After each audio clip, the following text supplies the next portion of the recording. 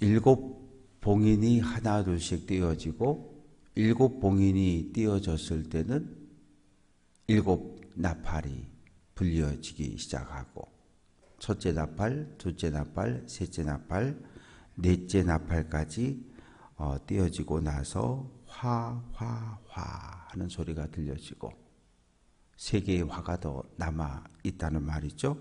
그리고 나서 이제 다섯 번째, 여섯 번째 나팔까지 불려졌어요. 그러면 일곱 번째 나팔이 불려져야 되는데 여섯 번째 나팔이 불려지고 일곱 번째 나팔이 불려지기 전에 환상이 보여지는 거예요. 그래서 10장, 11장 여기에는 이제 본 환상에 대한 이야기를 기록하고 있습니다. 그래서 1절 말씀 보면 내가 또 보니 보았다는 거예요. 뭐를? 환상. 눈에 보여지는 무엇인가를 봤는데 우리는 그것을 환상이라고 표현을 합니다. 지금까지 등장했던 천사들과 또 다른 한 천사가 등장하는데 아주 힘이 센 천사가 하늘에서부터 내려옵니다. 구름을 입고 하늘에서 내려왔다.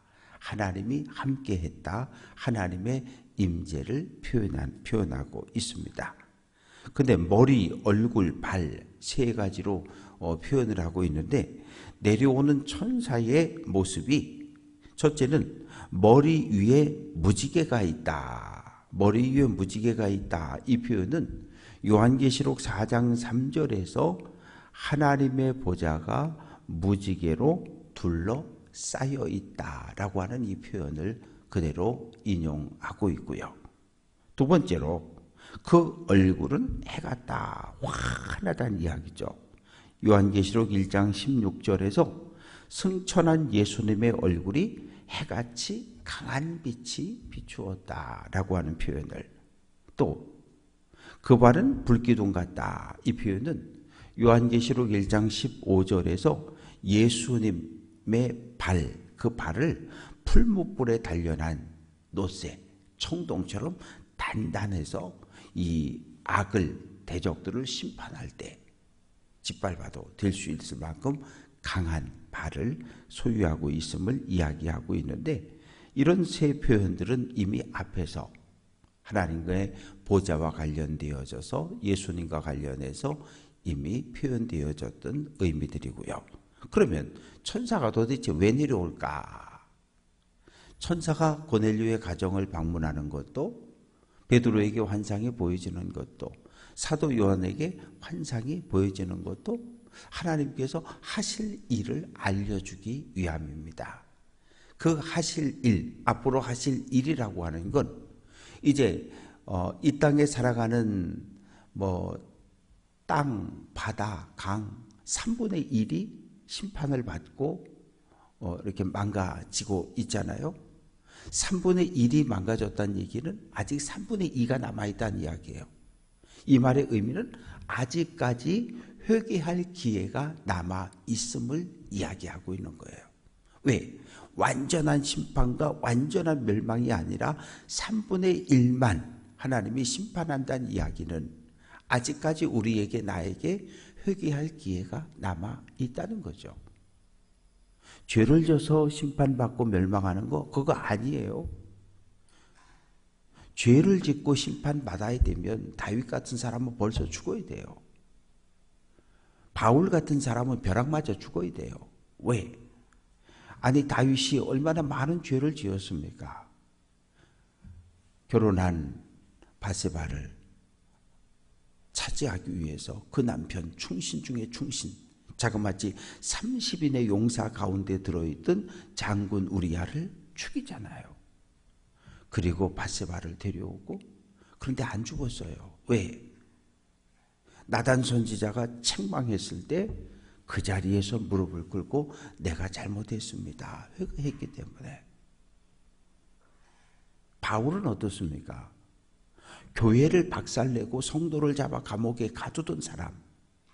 지나가다 벼락 맞아 죽어야 돼요. 근데 하나님은 안 죽였어요. 왜? 부활한 예수님을 만나고 났을 때 바울이 회개하거든요. 죄를 져서 회개하는 심판받는 것이 아니라 죄를 짓고 회개하지 않기 때문에 하나님의 심판이 임하는 건데, 이제 이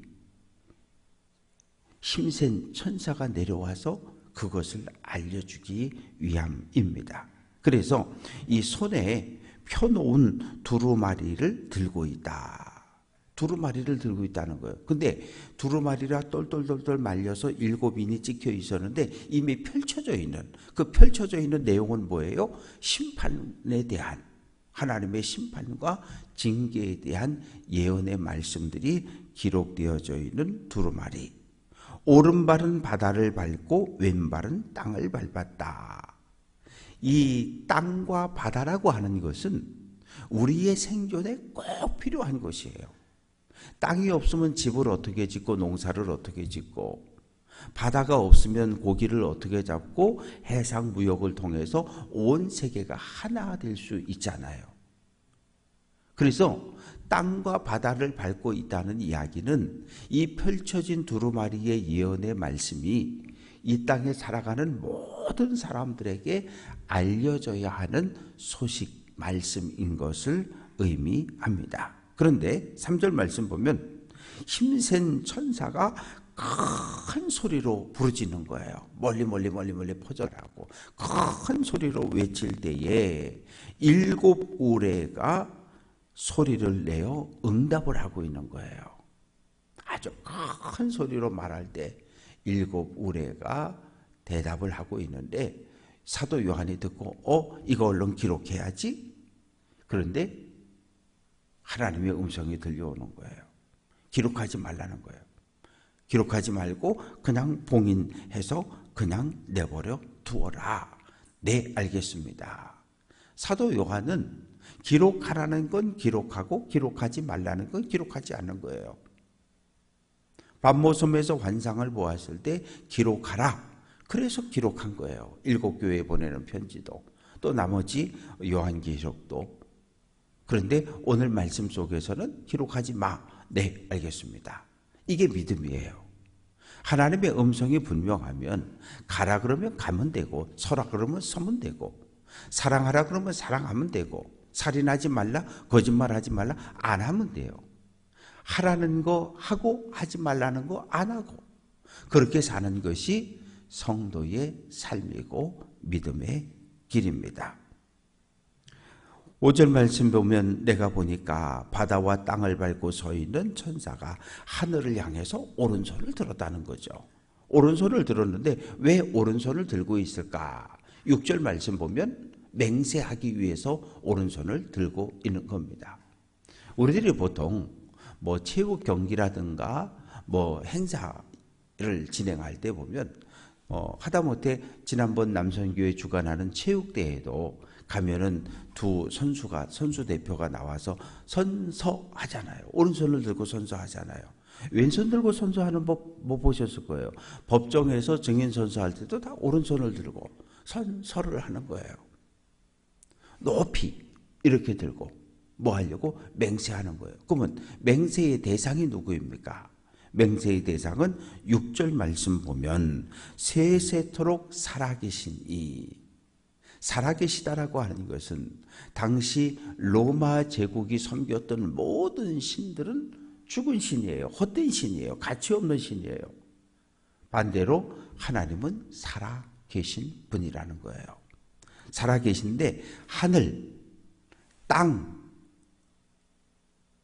그리고 그 사이에 모든 것을 창조하신 하나님께 맹세하는 거예요. 그러면 맹세의 내용은 무엇일까요? 6절 끝부분에 보면 지체하지 아니하리라. 이 말의 의미는 맹세하고서 하나님께서 주신 말씀을 즉시 곧 나가서 실행하고 순종하겠습니다 라고 하는 맹세를 합니다. 이제 7절 말씀 보면 7번째 천사가 소리내는 날 그의 나팔을 불려고 할 때에 하나님이 그종 선지자들에게 전하신 복음과 같이 하나님의 그 비밀이 이루어지리라 하더라. 이 말씀의 의미는 7번째 나팔이 쫙 불려지면 이제 하나님의 모든 계획이 완성이 성취가 된다는 거예요. 그러니까 천사의 손에 들려있는 이 열려진 두루마리의 내용 역시 하나님께서 앞으로 행할 일에 대해서 기록이 되어져 있는 말씀입니다. 그런데 그것은 이미 드러나 있는 거예요. 구약의 선지자들을 통해서, 또 신약시대에 예수님을 따랐던 제자들과 사도들에 의해서 이미 다 알려진, 선포되어진 말씀과 같이 하나님이 이 땅을 심판하는데, 아모스 3장 7절 보면 주 여호와께서는 자기의 비밀을 그종 선지자들에게 보이지 아니하시고는 결코 행하심이 없다. 그러니까 하나님께서 아무에게도 알려주지 않고 그냥 막 심판하고 멸망하고 그런 분은 아니라는 거예요. 소돔과 고모라의 멸망은 누구에게 알려주셨어요? 아브라함에게 알려주셨어요. 물로 이 세상을 심판한다, 누구에게 알려주셨어요? 노아에게 알려주셨어요. 니느웨의 성을 함락시킬 거다, 누구에게? 요나에게 알려주셨어요. 이미 구약 말씀 속에 하나님의 이 땅을 구원하고자 하는 계획과 심판하고자 하는 계획이 선지자들의 입술을 통해 모두 알려진 거예요. 문제는 안 듣는 거죠. 노아 시대 사람들도 듣지 않았고, 아브라함 시대에 살았던 소돔과 고모라 사람들도 듣지 않고, 그런데 누구는? 요나 시대에 니느웨에 살았던 사람들은 회개하세요. 회개하지 않으면 40일 후에 하나님이 이 성을 심판하신답니다. 어떻게 했어요? 온 백성이 회개하잖아요. 일반 백성부터 왕까지, 왕이 자리에서 일어나 왕복을 벗고 베옷을 갈아입고 그리고 금식하잖아요. 모두 금식하십시오. 죄를 회개하십시오. 사람뿐만 아니라 가축들도 베옷을 입히고 밥을 주지 마십시오. 그 모습을 하나님께서 보시고 들으시고 니느웨이를 향한 심판의 계획을 멈추셨어요. 우리가 죄를 지었어도, 하나님이 딱 때리려고 하다가도, 하나님 내가 정말 잘못했어요, 다시는 똑같은 죄 안 짓게요, 죄를 회개하고 결단하면 하나님은 멈추시는 분이에요. 잘못했다는데 때리시는 분 절대 아니셔요. 이제 8절부터 11절까지 말씀 속에 하나의 음성이 들려옵니다. 하늘에서 나서 내게 들리던 음성이 또 내게 말하여 이르되, 내가 가서 바다와 땅을 밟고 서 있는 천사의 손에 들린 두루마리를 가지라. 천사가 이 바다와 땅을 밟고 오른손에 펼쳐진 두루마리를 들고 있는데 그것을 받으라는 거예요. 그것을 가지라는 거예요. 그래서 요한이 용기를 내서 천사에게 가서 그 손에 들고 있는 두루마리를, 말씀 기록된 책을 나에게 주십시오 달라고 이야기하니까 천사가 가지라. 그런데 9절 말씀 보면 천사가 이르되 갖다 먹어버려라. 말씀을 먹으라는 거예요. 두루마리에 기록되어진 말씀을 먹으라는 거예요. 말씀을 나의 것으로 받아들이라는 거예요. 말씀을 내 마음판에 새기라는 거예요. 그런데 반응은 어떻습니까? 입에서는 단데 배에 들어가는데 막 배가 아픈 거예요. 왜 그렇습니까? 하나님의 말씀을 받을 때 우리가 아멘으로 받는 거예요. 모든 말씀은 나를 향한 하나님의 말씀으로 아멘, 아멘, 아멘 받아요. 그런데 말씀을 받아서 마음판에 새겨놓고 이 말씀을 묵상하고 반복하고 말씀의 의미가 하나 둘씩 깨달아질 때마다 마음에 고통이 오는 거예요. 왜? 하나님의 뜻을 깨닫게 되니까. 하나님의 말씀을 품고 이 세상을 바라보니까, 나를 바라보니까 하나님 앞에 징계와 심판을 받을 수밖에 없는 삶을 살아가고 있는 내 모습과 이 세상을 바라보니까 마음이 그때부터 부대끼기 시작하는 거예요. 이거 어떡하지? 어떡하지? 어떡하지? 왜? 회개하지 않으면 하나님의 심판을 받는데 이거 어떡하지? 어떡하지? 말씀을 아멘으로 받을 땐 좋았는데 받고 나서 마음판에 새기고 묵상하고 되씹다 보니까 말씀의 의미를 하나씩 둘씩 깨닫게 되고 말씀의 의미가 깨달아지면서 마음의 고통과 아픔을 느끼기 시작합니다. 그런데 이런 동일한 환상, 예레미야도 에스겔도 똑같이 경험했어요. 에스겔아, 예, 하나님의 말씀이 기록되어진 두루마기 책을 먹으라. 네. 예레미야도 마찬가지입니다. 예레미야 15장 16절에서 동일한 경험을 하게 되는 거예요. 그래서 사도 요한뿐만 아니라 에스겔 선지자도 예레미야 선지자도 동일한 경험을 했다고 구약 성경은 기록을 해놓고 있습니다.